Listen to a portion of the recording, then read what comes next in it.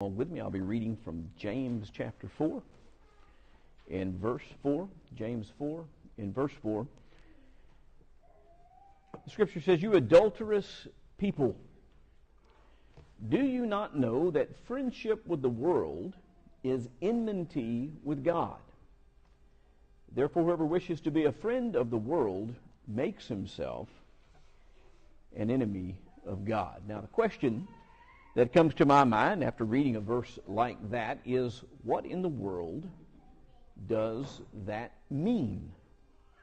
Does it mean that if I'm friends with people who are not Christians, then I'm an enemy of God? Is that what friendship with the world is? Does it mean that I should be aloof? That I should keep my distance from non-believers in order to remain God's friend?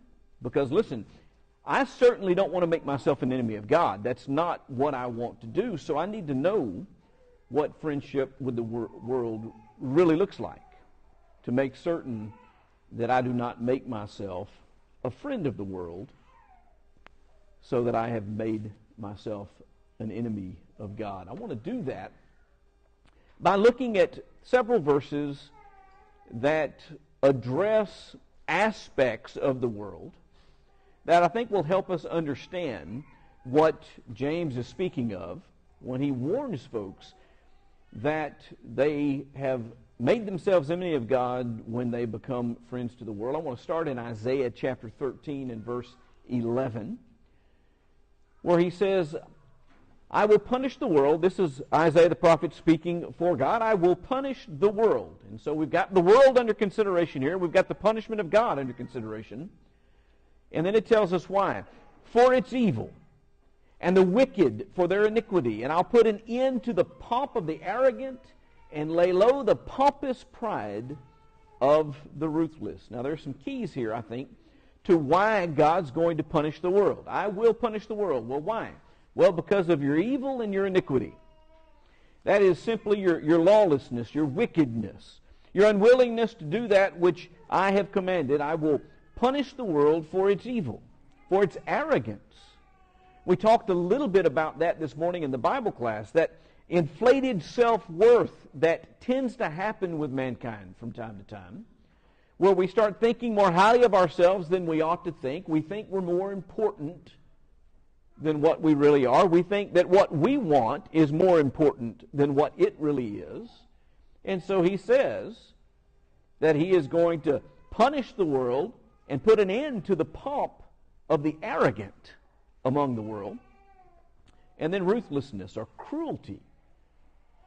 And it doesn't take 20 minutes of watching the evening news to get a sense of the cruelty, the ruthlessness that goes on among mankind. Friendship with the world involves fellowship in these attitudes and behaviors.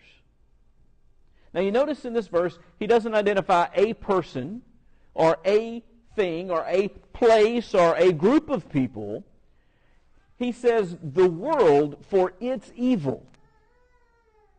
I'm going to punish the world for their iniquity. I'm going to punish the arrogance of the world. I'm going to punish the ruthlessness of the world. Having these attitudes, engaging in these behaviors, behaving the way that Isaiah describes the world as acting. That's what it means to have friendship with the world. John chapter 3 and verse 19. "This is the judgment. The light has come into the world." There's that ubiquitous "the world" again, that general term. "The light has come into the world, and people love the darkness rather than the light because their works were evil." Now, light and darkness generally as a tool of literary purpose represents truth and error, or right and wrong. And that is exactly what it represents here. It gets a little bit more specific in the Gospel of John in that it identifies the person of Jesus as being the light that has come into the world, as being the truth that has come into the world. But he says, the light has come into the world, and people love the darkness rather than the light because their works were evil.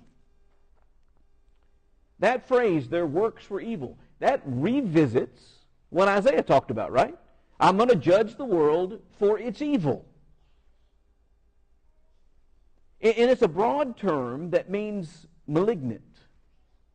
Now, we most associate that term malignant with things like cancer, right? All that word means, malignant, is that it's bad, that it doesn't function properly, that it's not doing its job, but instead it's hurting something or someone. And so when you have a malignant cell in your body, you've got a cell that's not performing the task for which it was designed to perform, and thereby it is hurting your body. That's what evil means. Malignant, wrongful, or afflictive. To afflict, suffering or pain, injury. Friendship with the world involves preferring ignorance of the true nature of what I am doing. Now, do you notice what John says here? This is the judgment, that the light has come into the world, and people loved the darkness rather than the light. Rather than find out that my behavior is malignant, rather than find out that I am afflicting pain, sorrow, grief, I would rather remain ignorant.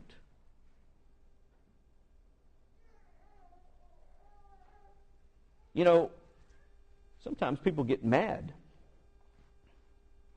when someone comes to them to let them know that what they're doing is wrong. That is what this is talking about. That I have that attitude that would rather remain in darkness because my deeds are evil. I don't want you to identify to me that my deeds are evil.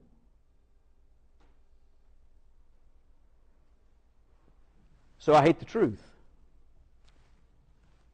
Friendship with the world involves that loving of darkness rather than light. That wanting to stay in that state of not knowing that I need to change because what I'm doing is wrong. Don't tell me that it's wrong. I don't want to know that. Because if I don't know that, then I can keep living the way that I want to and have a perfectly good conscience. I won't be offending myself. Paul lived that way for a while, right? When he was persecuting Christians, he said that he lived up to that day with a perfectly clear conscience. It was not a problem for him because he didn't realize that he was doing something wrong. He thought he was doing what pleased God. Then it was revealed to him. Now, what we find out about Paul is that he was not a friend of the world. He was not an evil person, because when it was revealed to him, he quickly changed.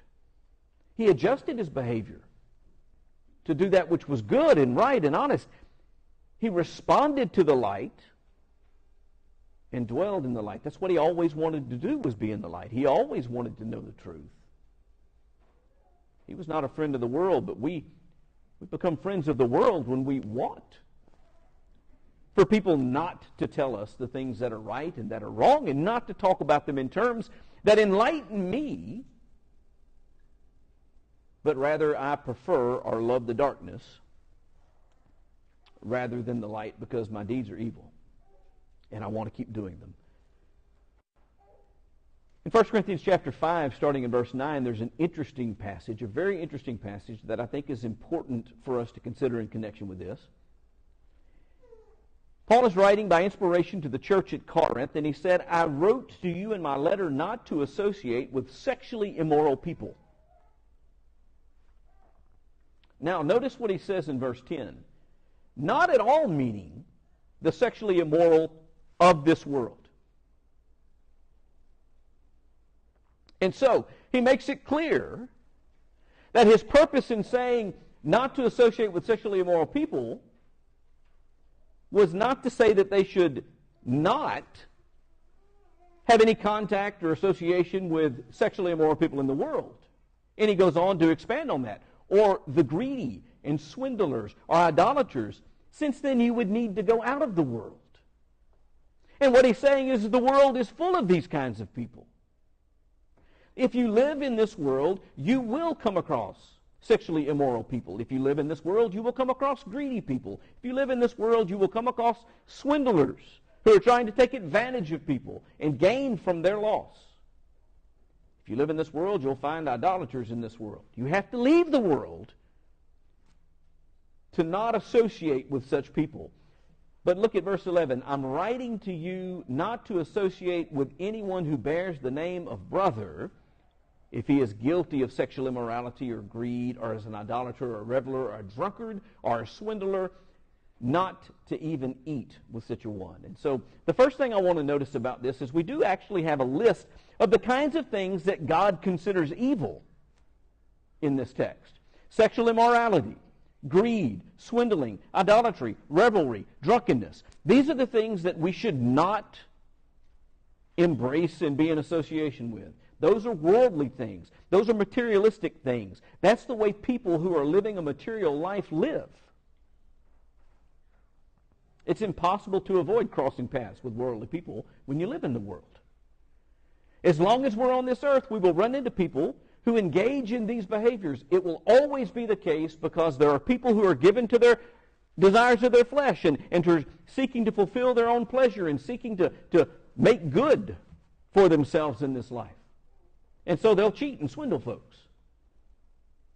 There are people who reject God, and so they'll set up idols for themselves. They'll go out and they'll engage in revelry and drunkenness because they enjoy it, and they want to make the most of the time that they have in their minds.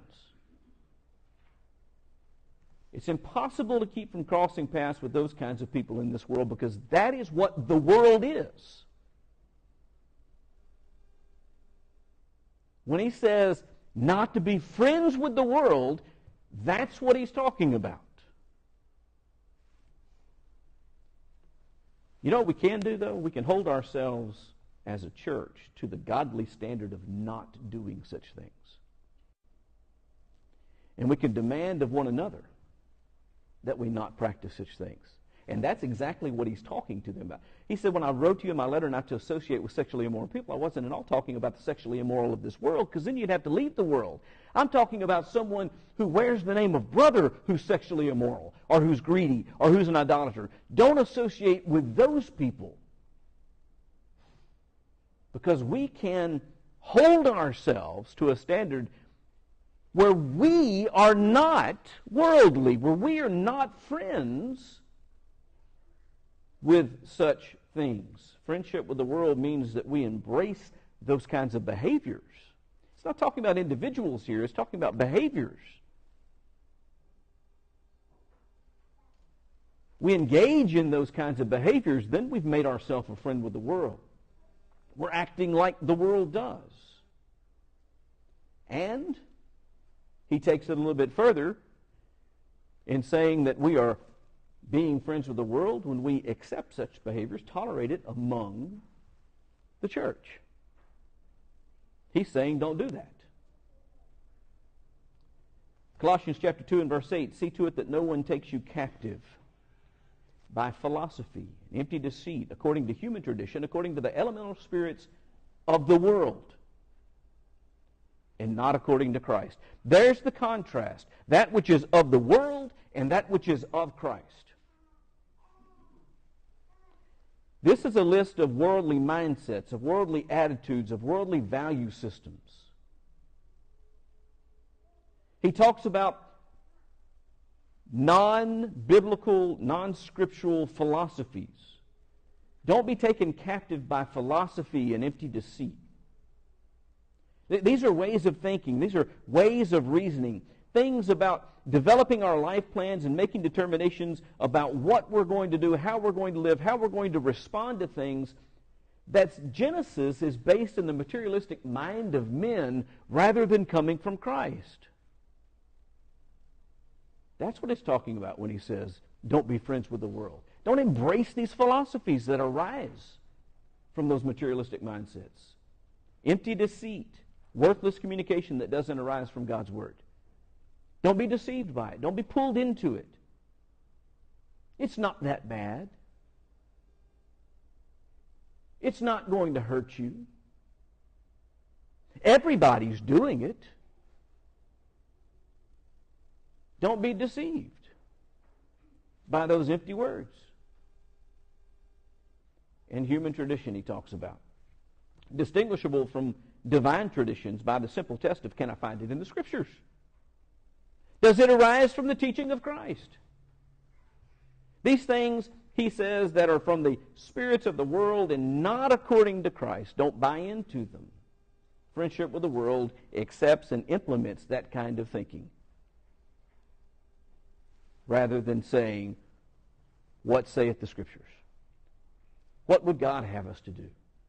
How would God have us react? What does God have us value?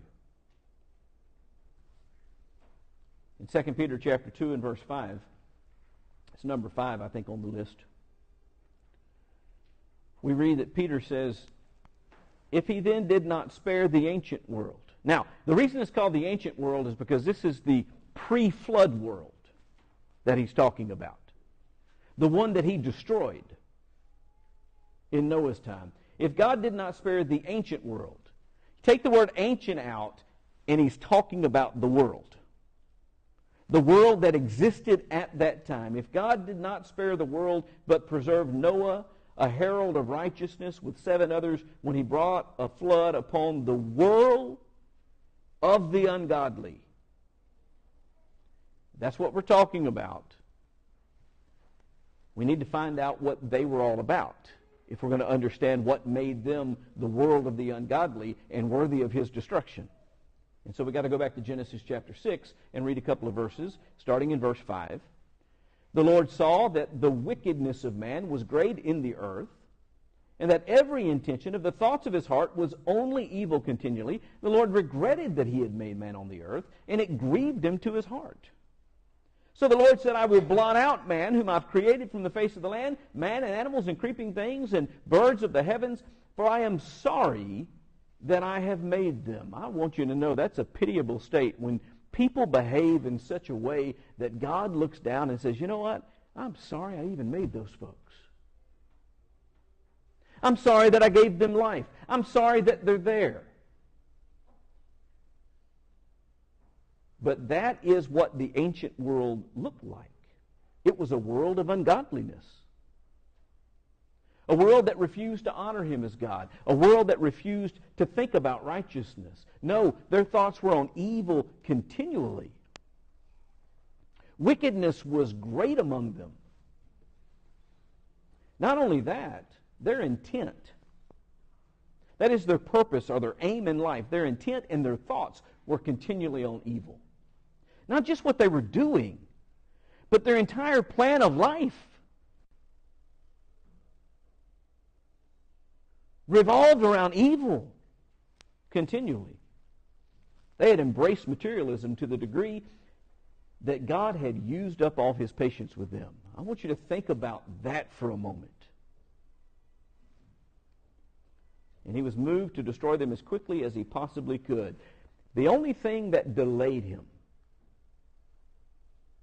was there was a man in his family that found favor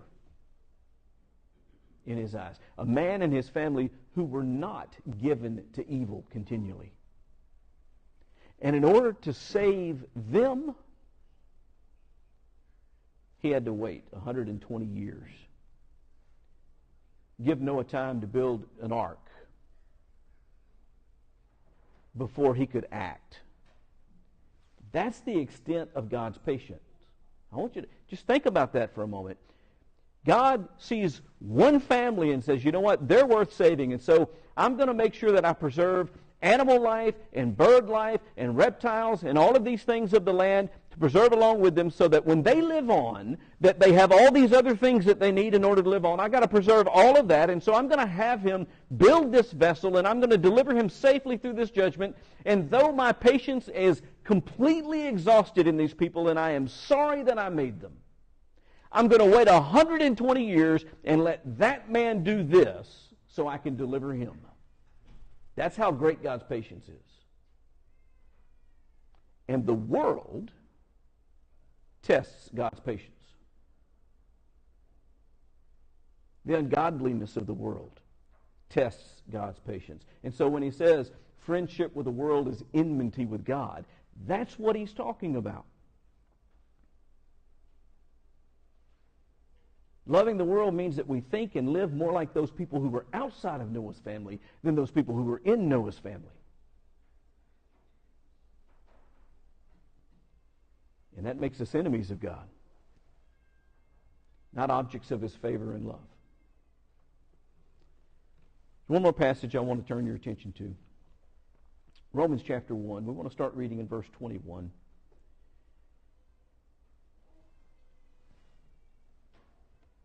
A group of people is being discussed here. It says, "And although they knew God, they did not honor him as God or give thanks to him, but they became futile in their thinking." You're going to hear a lot of similar language in this discussion of things that we've already read.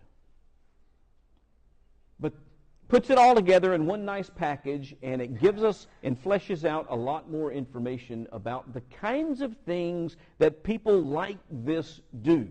What it looks like to be of the world, in other words. They became futile in their thinking, their foolish hearts were darkened. Claiming to be wise, they became fools and exchanged the glory of the immortal God for images resembling mortal man and birds and animals and creeping things, and therefore God gave them up in the lust of their hearts to impurity, to the dishonoring of their bodies among themselves, because they exchanged the truth about God for a lie and worshipped and served the creature rather than the Creator, who is blessed forever. Verse 26, "For this reason God gave them up to dishonorable passions. For the women exchanged natural relations for those that are contrary to nature. And the men likewise gave up natural relations with women and were consumed with passion for one another, men committing shameless acts with men and receiving in themselves the due penalty for their error. Since they did not see fit to acknowledge God, God gave them up to a debased mind to do what ought not to be done. They're filled with all manner of unrighteousness, evil, covetousness, malice. They're full of envy, murder, strife, deceit, maliciousness. They're gossips. They're slanderers, haters of God, insolent, haughty, boastful, inventors of evil, disobedient to parents, foolish, faithless, heartless, ruthless." Now look at the last half of verse 32. "They not only do them, but give approval to those who practice them." Now, I'm going to let the list and the description of these people pretty much stand for itself. This is as good of a description of materialism as I think we can find anywhere in the Bible. Given over to our own lust and our own desires and doing whatever we want to do, no longer led by God.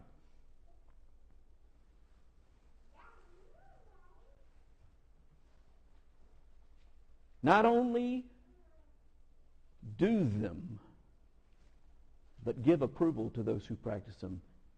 That, I would submit to you, is what friendship with the world is.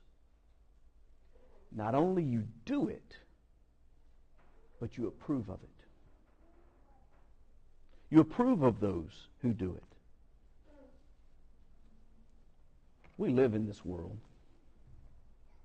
We can love people who are of the world. God does.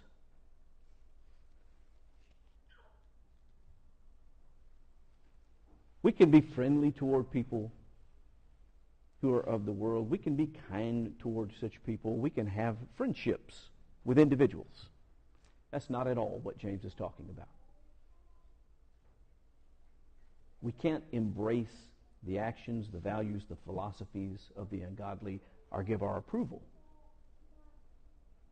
to embracing those things. We can't say it's okay. We can't say it doesn't matter. We can't say that evil is good. We can't pretend like there's nothing wrong with ignoring God, that there's nothing wrong with denying His Word, that there's nothing wrong with immorality and ungodliness, that there's nothing wrong with greediness and revelry, that there's nothing wrong with being malignant in the world and making things worse instead of better. We can't call evil good, because friendship with the world creates a barrier between us and God. It makes enmity between us. And we become His enemies when we do that. We cannot embrace those actions, values, or philosophies. If we do, we're guilty of friendship with the world. I'm going to leave you with one more passage of Scripture. 1 John chapter 2, verses 15 through 17. Read with me carefully what the apostle writes by inspiration from God. Do not love the world or the things in the world. Again, I want you to understand, this is not talking about individuals. It's the world. That we have just spent the last 20 minutes describing. Do not love the world or the things in the world. If anyone loves the world, the love of the Father is not in him. We cannot love that stuff and love God. For all that is in the world, here's the broad description of all of these things that we've read about. The desires of the flesh, that's in the world. We're talking about desires. The desires of the flesh, the desires of the eyes, and the pride of life. That's all that's in the world. That's what the Bible's talking about when it talks about friendship with the world. That's what the Bible's talking about. Those desires of the flesh and of the eyes, that pride and boastfulness that resides in the heart of man, is not from the Father, but is from the world. It's material. It arises from our basic material nature, not from God. And the world is passing away, along with its desires. But whoever does the will of God abides forever. There's the contrast. This is why you don't want to be friends with the world. This is why you don't want to share in those desires. This is why you want to make sure you don't have that boastful, arrogant pride of life. Because everything that comes from the world is perishing. It is being done away with. It is being destroyed. But whoever does the will of God, whoever is friends with God, abides forever. And so we go back to where we started. Do you not know that friendship with the world is enmity with God? Therefore, whoever wishes to be a friend of the world makes himself an enemy of God. And if we make ourselves an enemy of God, we incur His wrath and His judgment, just like the ancient world,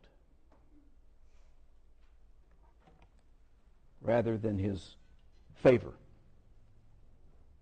and His mercy. And we are destroyed, just like the ancient world, rather than enduring. But Noah found favor in God's sight, because Noah walked with God and was blameless in his time. And Noah was preserved by God. And Noah lived. He lived through the judgment of God and endured. Spiritually, that's what lies in store for us if we don't make ourselves friends with the world. Don't think that you can't be friends with your neighbors. Don't think that you can't be friends with your coworkers. Don't think that because someone's not a member of the church that they aren't worth your time, or that you need to be aloof from them, or that every human being is valuable. Every human being is built in the image of God. Every human being has a soul that is at stake. But those values, those desires, those things that arise from the earth, from the world, from the material existence, those things are what we have to push away. And we have to work as hard as we can to help other people see why it's important to hold them at bay as well. Help them see why they don't want to be that way, so that they don't make themselves enemies of God. so that God doesn't look down from heaven and say, you know what, I'm really sorry that I made that Michael Green. My patience is fed up to here. I've got to do something about him. That's how God sees the world. When I make myself a friend of the world, that's how God sees me. Think about these things. Make changes to